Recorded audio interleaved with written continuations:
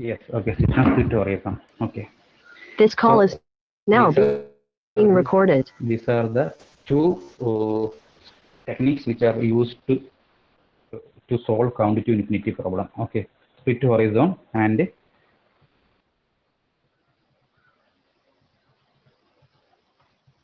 wait a minute,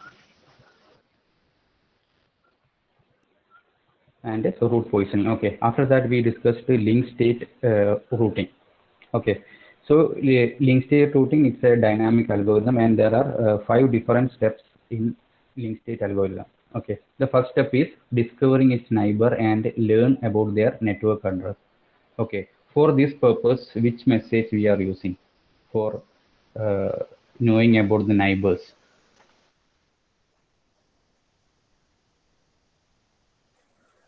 The first step of link state algorithm is discover its neighbors and learn their network address. Okay, for this purpose, which message we are using? Yes, okay, Shraddha, we use hello message, and by getting a message from a router to another router, this hello message, that router is expected to send a reply back to that particular sender with its unique name. That name should be unique, that should be globally unique. Okay, that is about the first step. Second step, after knowing the neighbors, now we want to know the cost or the distance to reach that neighbor. Okay, we can say that cost in general.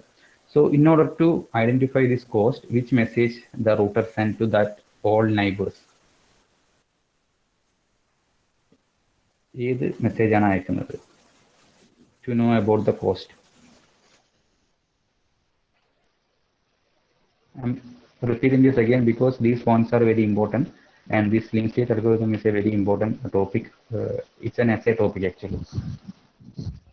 So in the second step, which message is using? Yes, okay, Masna echo. We use the echo message, and by using this echo message, we calculate the cost by calculating the round trip time. Okay, round trip time means the time taken for this echo message to reach the neighbor and come back to the uh, sender itself. And we take 1/2 of the uh, round trip time to get the cost. In order to get the more accurate result, we perform this operation repeatedly, and we will take the average. And we have to consider the load or the traffic also into consideration. So to consider the load and traffic, we just start a timer while this echo packet is in queue. Okay, so that timing will be also considered while calculating the cost, means the queue time. Next is link state packet building, or building the link state packet, which means by using all the information, uh, the router has to make a packet and send this packet to all its neighbors. Okay, so this packet includes a sequence number, age, and the list of neighbors and cost to each neighbors. So that kind of packet will be made by each router. Okay, so the making of packet is very easy. The difficult part is when to make, or at what time we need to make this packet.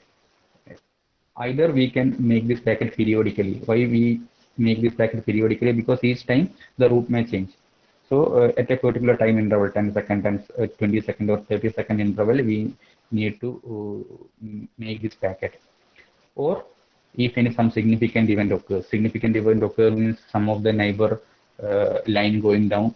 In that situation also, we need to change all the traffic, all the routers, so that information should be intimated to all other routers. So in these two cases, we normally create packets.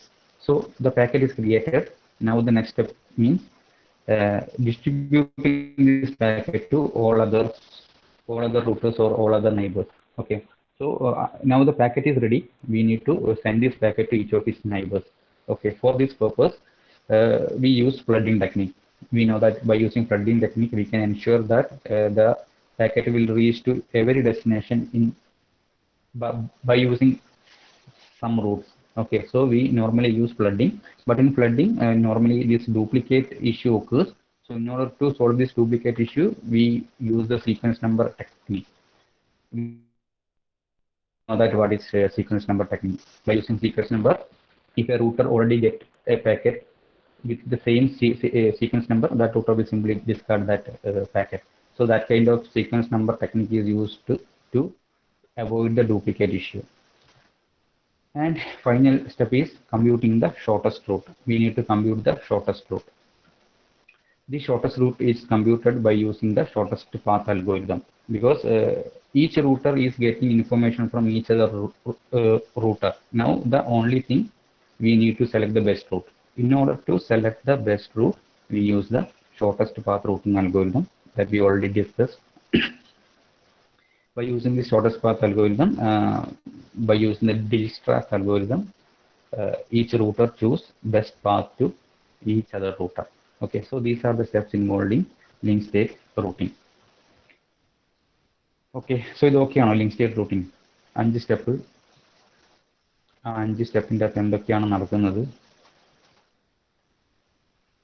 ഒന്നാമത്തെ step നൈബേഴ്സിനെ identify ചെയ്യണം. രണ്ടാമത്തെ step നൈബേഴ്സിലുള്ള cost കണ്ടുപിടിക്കണം. മൂന്നാമത്തെ step packet create ചെയ്യണം. നാലാമത്തെ step ഈ പാക്കറ്റിൻ്റെ അകത്ത് എന്താ ഉണ്ടാവുക? എല്ലാ നൈബേഴ്സിൻ്റെ ഇൻഫർമേഷനും വെച്ചിട്ടുള്ള ഒരു പാക്കറ്റ് ക്രിയേറ്റ് ചെയ്യുക. അടുത്ത സ്റ്റെപ്പ് ഇങ്ങനെ ക്രിയേറ്റ് ചെയ്ത പാക്കറ്റിനെ എല്ലാ റൂട്ടേഴ്സിലേക്കും ബാക്കിയുള്ള നൈബേഴ്സിലോട്ട് എത്തിക്കുക. ഇങ്ങനെ ഷെയർ ചെയ്തിട്ടാണ് എല്ലാ റൂട്ടറും ഏറ്റവും അവസാനം ഓരോ റൂട്ടറിലോട്ടും ഡയറക്റ്റ് കണക്ഷൻ ഇല്ലെങ്കിൽ പോലും എത്ര കോസ്റ്റ് ഉണ്ടാവും എന്നുള്ള കാര്യം ഐഡന്റിഫൈ ചെയ്യുന്നത്. ഓക്കെ, ദെൻ ഇങ്ങനെ പല റൂട്ടേഴ്സിൻ്റെ അടുത്തുനിന്നും ഓരോ റൂട്ടറിനും മെസ്സേജ് കിട്ടി. ഇതിൻ്റെ അകത്തുനിന്ന് ബെസ്റ്റ് റൂട്ട് ഏതാണെന്ന് സെലക്ട് ചെയ്യണം. അതിന് വേണ്ടിയിട്ടാണ് ഷോർട്ടസ്റ്റ് പാത്ത് റൂട്ടിംഗ് സെലക്ട് ചെയ്യുന്നത്. By using the shortest path routing, by using the graph, by creating a graph, each router identifies that okay, this is the best route. So this is the best route to a particular router. So that update that route to its routing table. Okay, so this is about link state routing. Okay, ആണോ concept? Last ക്ലാസ്സിൽ എന്തെങ്കിലും doubt ഉണ്ടെങ്കിൽ ഇപ്പോൾ clear ആയോ about link state routing? 5 steps, and what are the purpose of that 5 steps, or what are the operations involved in that 5 steps? Is that okay?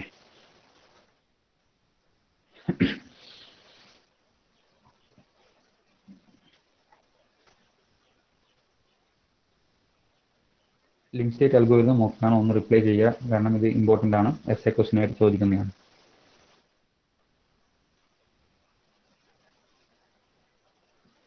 Okay, ആർക്കെങ്കിലും ഏതെങ്കിലും സ്റ്റെപ്പിൽ issues ഉണ്ടെങ്കിൽ പറയാം.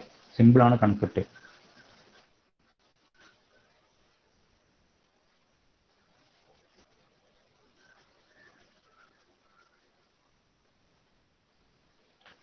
ഓക്കെ, സോ ബാക്കി എല്ലാവർക്കും ഇഷ്യൂസ് ഒന്നും ഇല്ലാന്ന് വിചാരിക്കുന്നു. എന്തെങ്കിലും ഉണ്ടെങ്കിൽ നിങ്ങൾക്ക് പറയാം. Okay, so our next topic is routing for mobile host. This will be some more interesting for you, like how this routing in mobile host works. Like, okay, before explaining that, we need to understand some concept. Actually, when these mobile hosts are introduced in the network, some new complication arise, because each time the mobile location changes, and each time the mobile service provider may also change. Like the tower which provide the service will also change. So it's a very difficult task while compared to the stationary object or stationary devices.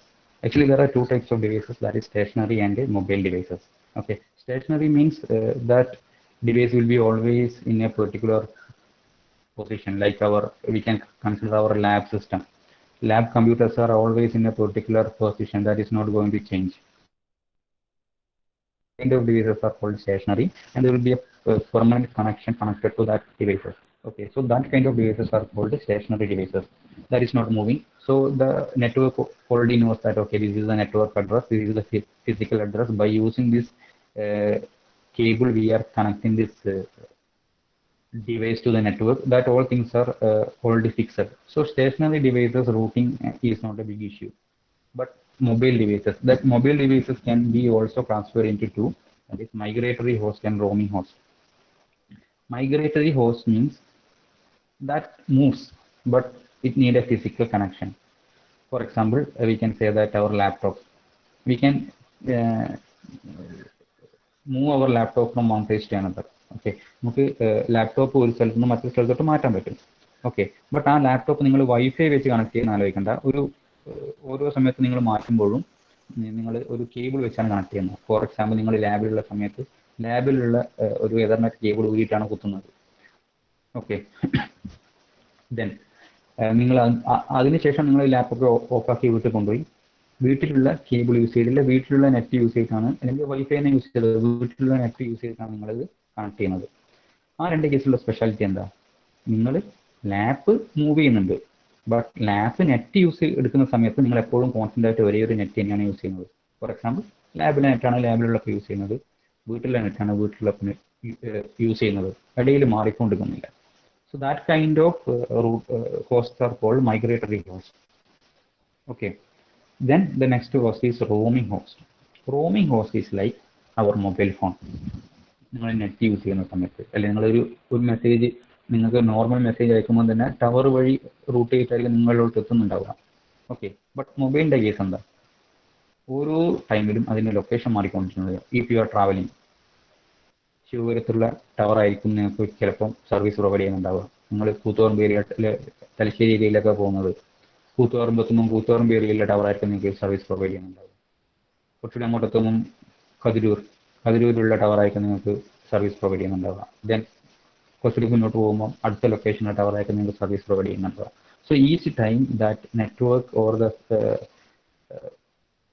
provider changes, provider in the sense that tower.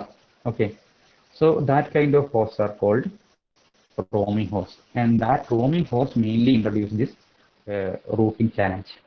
Okay, so there are mainly three types of hosts, that is stationary, and the mobile host. This mobile host is again classified into two, migratory and roaming. Stationary host means that never moves, so always the network address and the physical address will be same. Yeah, physical address will be always same, but always the network address will be same. Then migratory host, like the location may change, but whenever we are accessing the network, we access a common network. Okay, that kind of hosts are called migratory host. And roaming host means it's a moving device, and each time the network that we access changes. So these are the different types of hosts. ആ ഒരു 3 difference മനസ്സിലായോ? എന്തൊക്കെയാണ് different host എന്നുള്ളത്?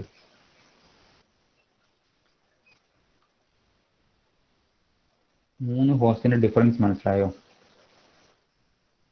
Stationery, migratory and roaming.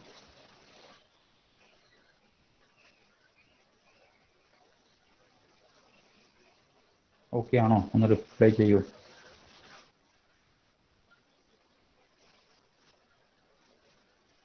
There are 3 different types of host: migratory host, roaming host, and stationary.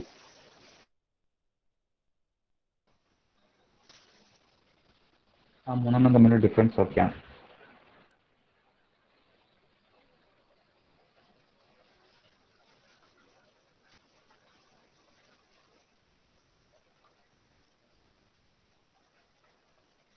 അപ്പോൾ നിങ്ങൾക്ക് മനസ്സിലായിട്ടുണ്ടെങ്കിലോ ഒന്ന് reply ചെയ്യില്ല എങ്കിലും ഒന്നുകൂടി പറയാൻ വേണ്ടിയിട്ടാണ്. ഇത് സംഭവം സിമ്പിൾ കൺസെപ്റ്റാണ്, നിങ്ങൾക്ക് ഇൻട്രസ്റ്റിംഗ് ആയിരിക്കും. കാരണം നിങ്ങൾക്ക് മൊബൈൽ എങ്ങനെയാണ് നിങ്ങൾക്ക് വേറൊരു കൺട്രിയിൽ പോയാൽ അല്ലെങ്കിൽ വേറൊരു സ്റ്റേറ്റിൽ പോയാൽ നിങ്ങൾക്ക് മെസ്സേജ് വരുന്നതെന്നുള്ള കാര്യങ്ങളൊക്കെയാണ് ഇവിടെ ഡിസ്കസ് ചെയ്യുന്നത്.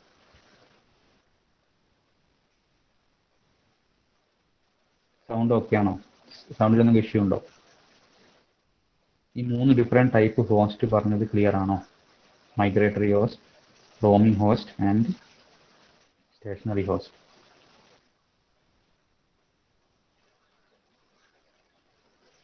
Okay.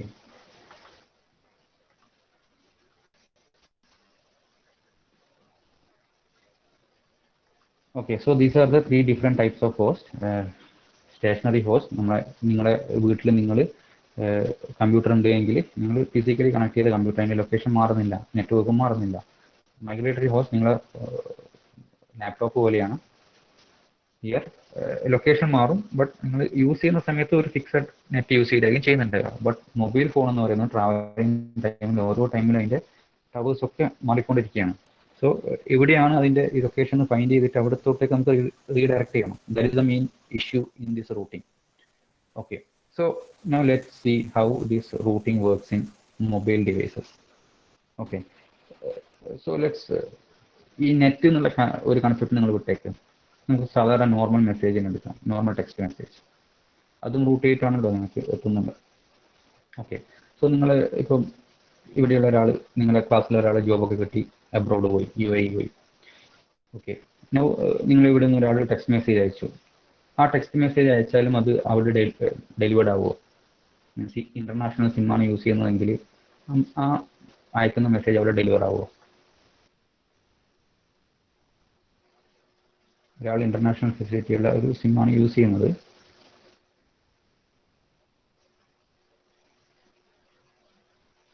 ആ സിമ്മിലോട്ട് നാട്ടിലുള്ള ഒരാൾ ഒരു മെസ്സേജ് അയച്ചു. അത് മറ്റേ ആ സിമ്മിലേക്ക് അല്ലെങ്കിൽ ആ ഫോണിലേക്ക് ഡെലിവർ ആവുമോ?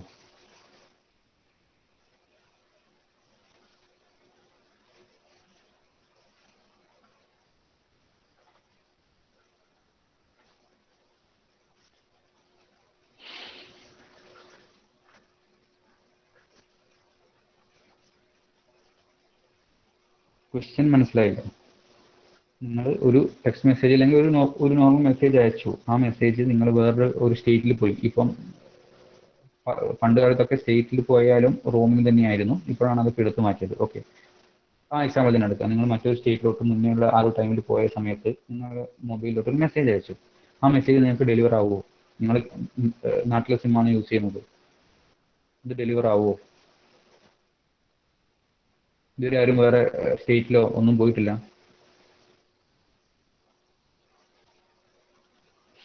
ഓക്കെ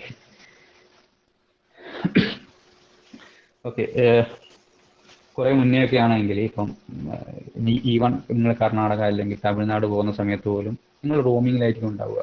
ഇപ്പോഴുള്ള സിമ്മിൻ്റെ അകത്ത് ഇപ്പം അതൊക്കെ എടുത്ത് മാറ്റി ഇന്റർനാഷണൽ ഓൾ ഇന്ത്യ റോമിംഗ് എന്നുള്ള കൺസെപ്റ്റ് ഒക്കെയാണ് വരുന്നത്. അതൊക്കെയാണെങ്കിൽ നിങ്ങൾ വേറെ സ്റ്റേറ്റിൽ പോയാൽ തന്നെ നിങ്ങൾക്ക് കോൾ വിളിക്കണമെങ്കിൽ എക്സ്ട്രാ പൈസ, കോൾ വിളിക്കണമെങ്കിൽ അത്രയും എമൗണ്ട്, അങ്ങനെയൊക്കെ ആയിരുന്നു. സോ ഈവൺ വേറെ കൺട്രീസിൽ പോയാലും നിങ്ങൾക്കൊരു വേറെ മീൻസ് നൗ ഇപ്പം വേറെ രാജ്യമാണ്, ബട്ട് കുറച്ചു കാലം മുന്നേ ഈവൻ വേറെ സ്റ്റേറ്റിൽ പോയാലും അങ്ങനെയായിരുന്നു. ഇപ്പോഴാണ് ഇന്ത്യ മൊത്തം മറ്റൊരു കോമൺ റോമിംഗ് ഇഷ്യൂസ് ഒന്നും ഇല്ലാതായത്. പണ്ടൊക്കെ സ്റ്റേറ്റ് മാറിപ്പോയാലും നിങ്ങൾ റോമിംഗ് തന്നെയായിരുന്നു. രാജ്യം മാറിപ്പോയാൽ ഇന്റർനാഷണൽ റോമിംഗ് ആയി. ഓക്കെ, സോ ഇപ്പം അത് ഈ ഒരു മൊബൈൽ കമ്പനീസിന്റെ ഇടയിലുള്ള ഒരു കോമ്പറ്റീഷൻ്റെ ഒക്കെ ഭാഗമായിട്ടാണ് ഇന്റർനാഷണൽ ഓൾ ഇന്ത്യ റോമിംഗ് എന്നുള്ളത് ഫ്രീ ആയിട്ട് മാറിയത്. പണ്ടൊക്കെ അത് കോസ്റ്റ്ലി ആയിരുന്നു. ഇവൺ മെസ്സേജ് നിങ്ങൾക്ക് റിസീവ് ചെയ്യാൻ പോലും നിങ്ങൾക്ക് പൈസ സ്പെൻഡ് ആവുമായിരുന്നു. Which means some message to you, ആ മെസ്സേജ് നിങ്ങൾക്ക് റിസീവ് ആവുന്നതിന് പോലും നിങ്ങളുടെ കയ്യിൽ പൈസ പോകും. അങ്ങനെ ഒരു സിറ്റുവേഷൻ ഒക്കെ ഉണ്ടായിരുന്നു. ഓക്കെ ഓക്കെ, അതുകൊണ്ട് ഇപ്പം സോ നിങ്ങൾക്ക് വേറൊരു കൺട്രിയിൽ ഇന്റർനാഷണൽ സിമ്മുള്ള ഒരു ഇതായിട്ടാണ് പോകുന്നതെങ്കിൽ നിങ്ങൾക്ക് അയച്ച നോർമൽ മെസ്സേജ് പോലും നിങ്ങൾക്ക് അവിടെ ഡെലിവർ ആവും. ഓക്കെ, ഇനി അത് എങ്ങനെയാണ് ഡെലിവർ ആവുന്നത്? കാരണം നിങ്ങൾ മൂവ് ചെയ്യാണ്, വേറെ ലൊക്കേഷനോട്ട് പോവുകയാണ്, അല്ലെങ്കിൽ ഈവൺ വേറെ സ്റ്റേറ്റിലോട്ട് പോവുകയാണ്. സോ എങ്ങനെയാണ് അത് ഡെലിവർ ആവുന്നത്? So working actually world is globally divided into small units that is called area, and each area has two parts, that is foreign agent and a home agent. Okay, ഓരോ ഏരിയയിലും foreign ഏജന്റും ഉണ്ടാവും, home ഏജന്റും ഉണ്ടാവും. എന്താണ് foreign agent, എന്താണ് home agent? അതായത് നിങ്ങളിപ്പം ഒരു SIM register ചെയ്തു. ഓക്കെ, ഇപ്പം സംഗീത് ഇപ്പം വടകരയാണെങ്കിൽ വടകര ഏരിയയിൽ ഇപ്പം നിങ്ങൾക്ക് ആ ഒരു ഏരിയയിൽ അലോ ചെയ്തിട്ടുള്ള സിം, അതായത് ഓരോ ഏരിയക്കും ഓരോ സിമ്മിന്റെ പാർട്ട് അലോ ചെയ്തിട്ടുണ്ടാവും. ലൈക്ക് വടകരയിൽ ഡെലിവർ ചെയ്തിട്ടുള്ള എയർടെലിന്റെ ഇന്ന സിമ്മുകൾ വടകരയാണ് ഡെലിവർ ചെയ്തിട്ടുള്ളത്. ഓക്കെ, സോ അങ്ങനെയുള്ളതിനാണ് ഏരിയ ലൊക്കേഷൻ എന്ന് പറയുന്നത്. ആ ഏരിയ ലൊക്കേഷൻ്റെ അകത്ത് തന്നെ ഒരു ഫോറിൻ ഏജന്റും ഉണ്ടാവും, ഹോം ഏജന്റും ഉണ്ടാവും. ഓക്കെ, ഹോം ഏജന്റ് മീൻസ് നിങ്ങളിപ്പം ഇപ്പം സംഗീത് വടകരയിലുള്ള സംഗീത് യൂസ് ചെയ്യുന്ന സിമ്മ് വടകരയിലുള്ള ആ ഹോം ഏജന്റ് എടുക്കുക രജിസ്റ്റർ ചെയ്തിട്ടുണ്ടാവും. ഓക്കെ, അവിടുന്ന് വേറെ ഏതെങ്കിലും ലൊക്കേഷൻ, ആ രജിസ്റ്റർ ചെയ്യുന്ന ലൊക്കേഷൻ്റെ അകത്തുനിന്ന് മറ്റേതെങ്കിലും ലൊക്കേഷൻ്റെ അകത്ത് ഈ ഒരു സിമ്മ് പോകുന്നുണ്ടെങ്കിൽ അത് കീപ് ട്രാക്ക് ചെയ്യുക എന്നുള്ളതാണ് ഈ ഹോം ഏജന്റിന്റെ ഡ്യൂട്ടി. ഓക്കെ, അതായത് ഓരോ സ്ഥലത്തും ഓരോ സിമ്മ് കൊടുക്കുന്നുണ്ടെങ്കിൽ അത് അവിടെ ഒരു പെർട്ടിക്കുലർ സ്ഥലത്തേക്ക് വേണ്ടിയിട്ടായിരിക്കും അതിനെ രജിസ്റ്റർ ചെയ്തിട്ടുണ്ടാവുക. ഓക്കെ. സോ ആ രജിസ്റ്റർ ചെയ്ത സ്ഥലത്തു നിന്നും പുറത്തോട്ടേക്ക് ആരെങ്കിലും പോകുന്നുണ്ടോ, അതായത് എൻ്റെ അടുക്ക രജിസ്റ്റർ ചെയ്ത ആരെങ്കിലും പുറത്തോട്ട് പോകുന്നുണ്ടോ എന്ന് ചെക്ക് ചെയ്യുന്ന ആളാണ് ഹോം ഏജന്റ്. സോ അങ്ങനെയാണെങ്കിൽ എന്തായിരിക്കും foreign agent? One more part is there foreign agent. എന്തായിരിക്കും ഫോറിൻ ഏജന്റ്?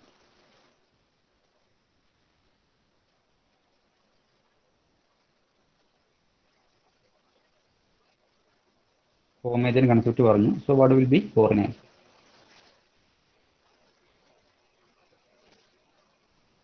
ആലോചിച്ച് നോക്കൂ. ഹോം ഏജന്റ് മീൻസ് അവിടെ രജിസ്റ്റർ ചെയ്ത ആരെങ്കിലും ആ ഒരു ലൊക്കേഷൻ വിട്ട് പുറത്തോട്ട് പോകുന്നുണ്ടോ, അങ്ങനെയുള്ള സിമ്മിന്റെ അല്ലെങ്കിൽ അങ്ങനെയുള്ള ആൾക്കാരുടെ ഡീറ്റെയിൽസ് സ്റ്റോർ ചെയ്യുന്ന ആളാണ് ഹോം ഏജന്റ്. അതേപോലെ ഒരു സ്ഥലത്ത് തന്നെ ഫോറിൻ ഏജന്റും ഉണ്ടായിരിക്കും. സോ ആരായിരിക്കും ഫോറിൻ ഏജന്റ്?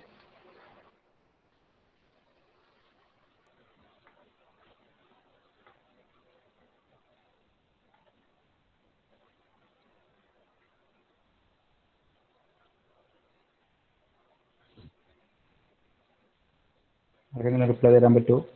ജസ്റ്റ് നിങ്ങൾ ഐഡിയ പറഞ്ഞാൽ മതി. ഹോം ഏജന്റ് എന്താണെന്ന് കേട്ടു, ഫോറിൻ ഏജന്റ് പേര് തന്നെ ഉണ്ട് ഫോറിൻ ഏജന്റ്. ഈ പറഞ്ഞ കൺസെപ്റ്റ് വെച്ച് എന്തായിരിക്കും foreign agent?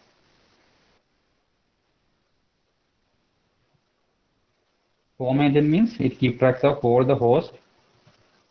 Yes, foreign agent exactly പുറത്തുനിന്ന് വരുന്ന ആൾക്കാർ, അതായത് അവരെടുത്ത് രജിസ്റ്റർ ചെയ്യാത്ത വേറെ ആരെങ്കിലും പുറത്തുനിന്ന് ആ ഒരു ഏരിയയിൽ വന്നിട്ടുണ്ടോ എന്ന് കീപ് ട്രാക്ക് ചെയ്യുന്ന ആളാണ് ഫോറിൻ ഏജന്റ്.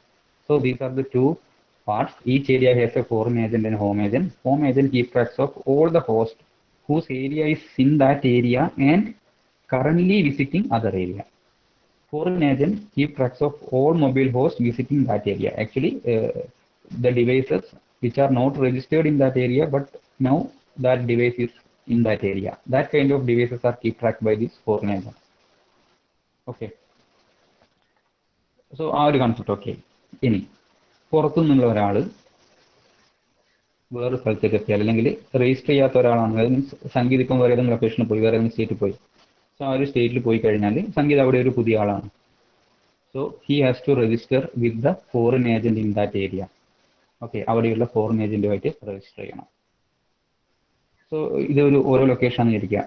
ഇതൊരു ലൊക്കേഷൻ, ഇത് മറ്റൊരു ലൊക്കേഷൻ, ഇത് നമ്മുടെ കേരളം, ഇത് കർണാടകയിലുള്ള അല്ലെങ്കിൽ വേറെ UAE-യിലുള്ള മറ്റൊരു സ്ഥലം. So each place has A foreign agent and home agent. ഇവിടെയും ഉണ്ടാവും ഹോം ഏജന്റും ഫോറിൻ ഏജന്റും, ഇവിടെയും ഉണ്ടാവും ഹോം ഏജന്റും ഫോറിൻ ഏജന്റും. എന്താണ് അവരുടെ ഡ്യൂട്ടി എന്ന് മനസ്സിലായി. Okay, now first of all when a person reach to another location, that person has to register with the foreign agent in that area. So how this registration process works? എങ്ങനെയാണ് registration process work ചെയ്യുന്നത്? Okay, ഒരു പ്ലേസിലുള്ള foreign agent continuous ആയിട്ട് ഒരു മെസ്സേജിനെ broadcast ചെയ്തുകൊണ്ടിരിക്കും. ഞാനാണ് ഇവിടെയുള്ള foreign agent. പുതുതായിട്ട് ആരെങ്കിലും വന്നിട്ടുണ്ടെങ്കിൽ നിങ്ങൾ എൻ്റെ അടുത്ത് രജിസ്റ്റർ ചെയ്യണം എന്ന് പറഞ്ഞിട്ട് ഒരു മെസ്സേജ് ഇങ്ങനെ ബ്രോഡ്കാസ്റ്റ് ചെയ്തുകൊണ്ടേയിരിക്കും. ഓക്കെ, സോ ഒരു പുതിയ ആൾ ആ ഒരു ഏരിയയിൽ വന്നു, അയാൾക്ക് ഈ മെസ്സേജ് കിട്ടിയിട്ടുണ്ടെങ്കിൽ അയാൾ ഈ ഫോറിൻ ഏജന്റിനോട് പറയും, ഞാൻ പുറത്തുനിന്ന് വന്ന ഒരാളാണ്, എനിക്ക് നിങ്ങൾക്ക് രജിസ്റ്റർ ചെയ്യണം എന്ന് പറഞ്ഞിട്ട് അങ്ങോട്ടേക്ക് റിക്വസ്റ്റ് കൊടുക്കും. അതൊരു കേസ്. ഇൻ കേസ് ഈ പുറത്തുനിന്ന് വരുന്ന ആൾക്ക് ഇങ്ങനെയുള്ള ഒരു മെസ്സേജ് ബ്രോഡ്കാസ്റ്റ് മെസ്സേജ് കിട്ടുന്നില്ല.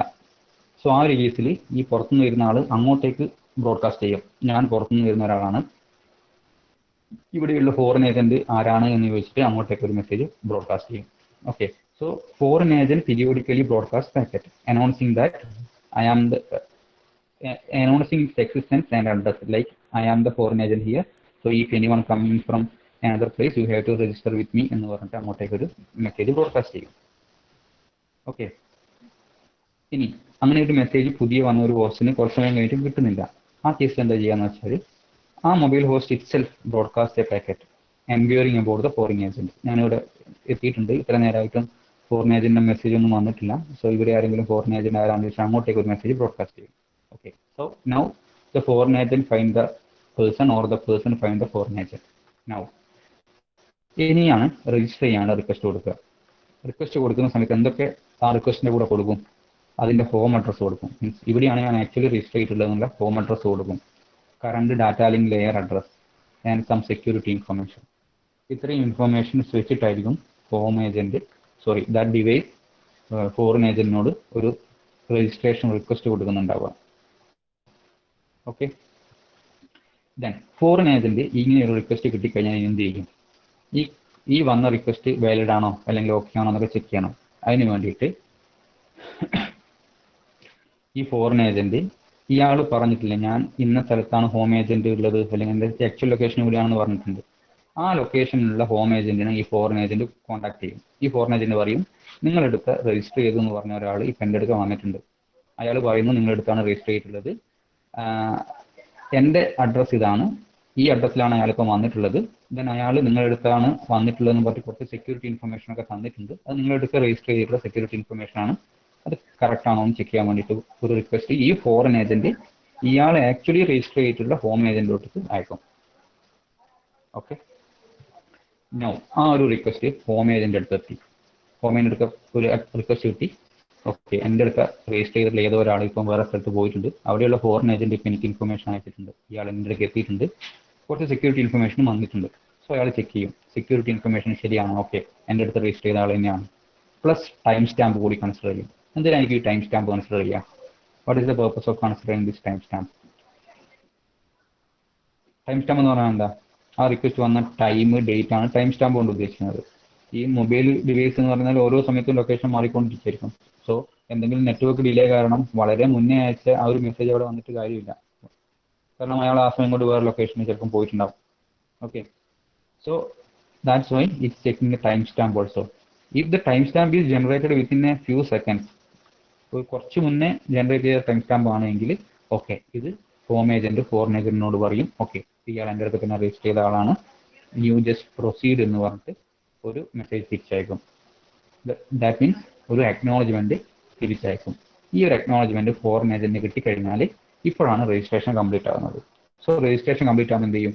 ആ ഫോറിൻ ഏജന്റ് ഇയാളുടെ ഇൻഫർമേഷൻ അയാളുടെ കയ്യിൽ ഒരു ടേബിൾ ഉണ്ടാവും, ആ ടേബിൾ എൻ്റർ ചെയ്യും. ഓക്കെ, ഇന്ന ആള് ഇന്ന ഹോം ലൊക്കേഷനിലുള്ള ആള് ഇപ്പം എൻ്റെ സ്ഥലത്ത് ഇന്ന ടൈമിൽ വന്നിട്ടുണ്ട് എന്നൊന്ന് എൻ്റർ ചെയ്യും.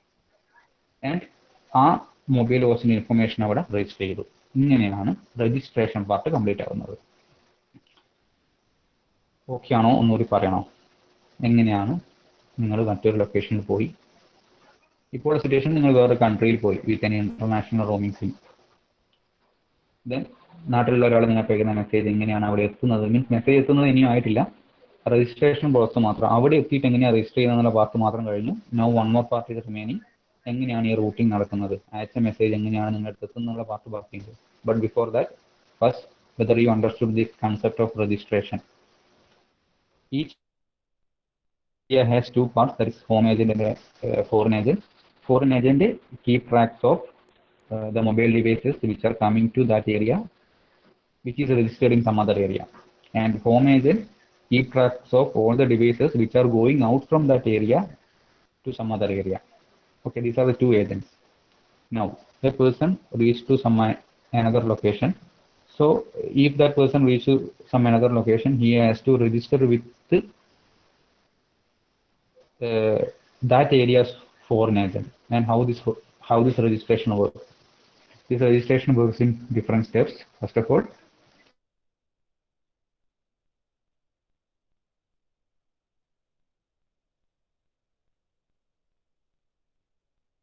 the foreign agent normally in another location you have to inform me like that. A message will be periodically broadcast by the foreign agent. Okay. Time actually 10:10 ആണോ? No, 10:20 ആണ്. Okay, so we have some more time. Okay, so the newly arrived host wait for some message, and if that message is not coming, then that host will broadcast a message that I am a mobile device reached in this location from another location. Who is the foreign agent here? Like that, a message will be broadcast, and finally, this foreign agent identifies this mobile agent, or this mobile agent identifies this foreign agent. Okay, that is the first process. Now, the mobile agent or the mobile host want to register with that foreign agent. For that, it sends a message with its home address, current data link layer address, and some security information. Why we are using the security information? ഈ security information use ചെയ്തിട്ടാണ് home agent confirm ചെയ്യുന്നത്, okay ഇയാൾ എൻ്റെ അടുത്ത് തന്നെയുള്ള ആളാണ് എന്നുള്ളത്. So once this message is received by this foreign agent contact the corresponding home agent and inform that okay the person registered in your place is now in my place, so is he a authorized person. So അത് പറയാൻ വേണ്ടിയിട്ട് ഈ foreign ഏജന്റിന്റെ network അഡ്രസ്സും ആ security ഇൻഫർമേഷനും കൂടി ആ മെസ്സേജിൻ്റെ അകത്ത് ഉണ്ടായിരിക്കും. ദെൻ ആ ഹോം ഏജന്റ് ചെക്ക് ചെയ്യും ആ സെക്യൂരിറ്റി ഇൻഫർമേഷൻ ഒക്കെ കറക്റ്റ് ആണോ. Yes it's correct and it check the time stamp also. എന്തിനാ ടൈം സ്റ്റാമ്പ് ചെക്ക് ചെയ്യുന്നു? In order to identify that the message is generated within a past few seconds. അല്ലെങ്കിൽ പഴയ message എന്തെങ്കിലും network delay കൊണ്ട് കുത്തിക്കൊണ്ട് കാര്യമില്ല. Okay, so അങ്ങനെയാണെങ്കിൽ foreign agent പറയും ഓക്കെ ഹോം ഏജന്റ് പറയും നിങ്ങൾ പ്രൊസീഡ് ചെയ്തു. അങ്ങനെ ഒരു മെസ്സേജ് കിട്ടിക്കഴിഞ്ഞാൽ ആ പുതിയ വന്ന മൊബൈൽ ഹോസ്റ്റിന്റെ ഇൻഫർമേഷൻ അയാളുടെ ടേബിൾ എൻ്റർ ചെയ്യുന്നു. ഇത്രയാകുമ്പോഴാണ് രജിസ്ട്രേഷൻ കംപ്ലീറ്റ് ചെയ്യുന്നത്. So registration completion part okay ആണോ? We have one more part remaining. ഇപ്പോൾ രജിസ്ട്രേഷൻ മാത്രമേ കംപ്ലീറ്റ് ആയിട്ടുള്ളൂ. ഇനി അയക്കുന്ന മെസ്സേജ് എങ്ങനെ അവിടെ എത്തുന്നു എന്നുള്ള പാർട്ട് ചെക്ക് ചെയ്യണം. നമുക്ക് ഇപ്പോൾ ടൈം ഉണ്ടാവില്ല. സോ ഈ പാർട്ട് ഓക്കെ ആണോ നിങ്ങൾക്ക്? അറ്റ്ലീസ്റ്റ്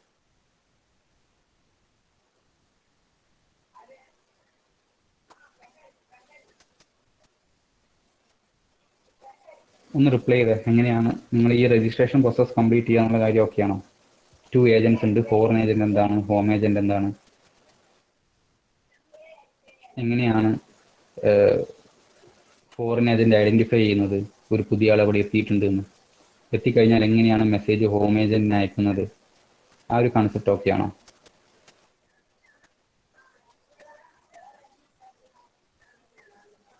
മെസ്സേജ് എങ്ങനെയാണ് അയക്കുന്നത് എന്നുള്ളത് അടുത്ത ക്ലാസ്സിൽ പറയാം. കാരണം അത് കുറച്ച് ടൈം വേണം. നമുക്ക് അത്ര ടൈമേ ബാക്കിയുള്ളൂ.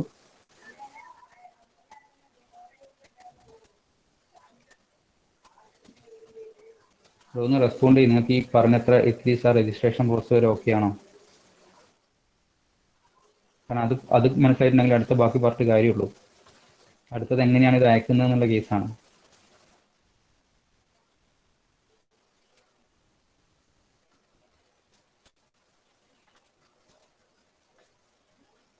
മനസ്സിലാകാത്തതുകൊണ്ടാണോ ബാക്കിയുള്ളവർ റിപ്ലൈ ചെയ്യാത്തത്?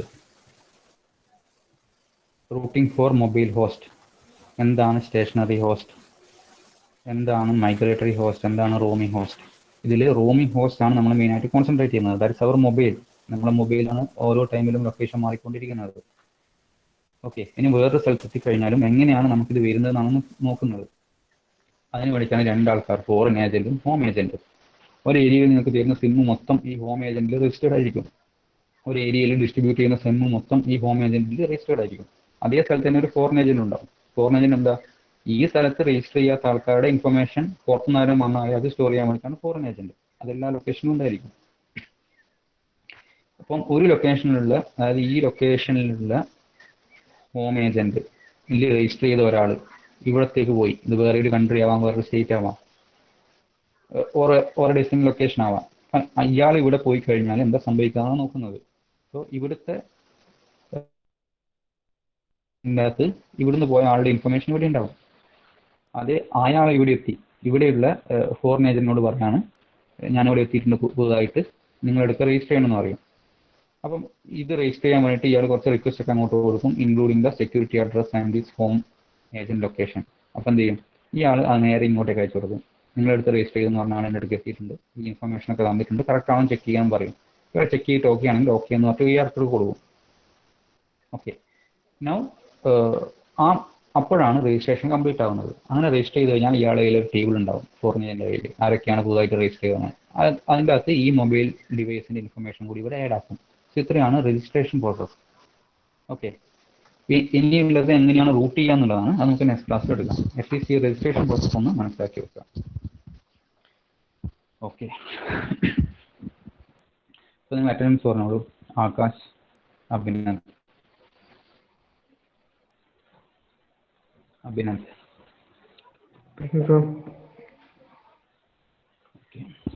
Abhinav Adarsh,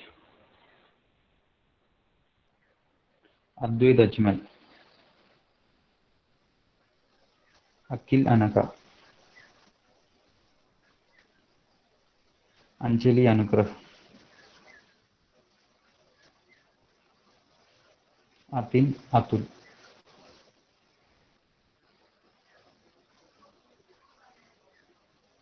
Devika, Dilna. Masna, Jasna. Present, sir. Karthik, Kirtana. Sina, Nidar. Nafa, Neha. Present, sir. Okay. Nitin, Pranave, Pranavsi. Okay. Raiza, Rasana.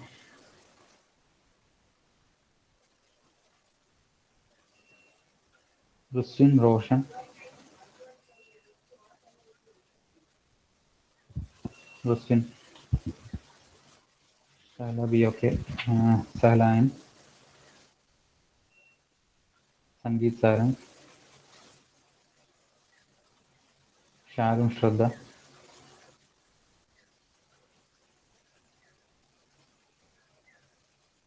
Sharun.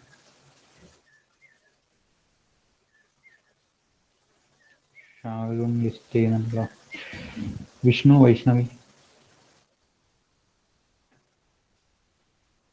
Vishnu, Vaishnavi.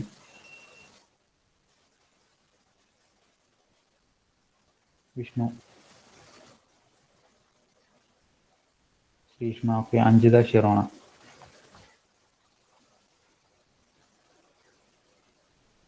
Okay okay then thank you. Okay, അടുത്ത ക്ലാസ്സിൽ എടുക്കാം.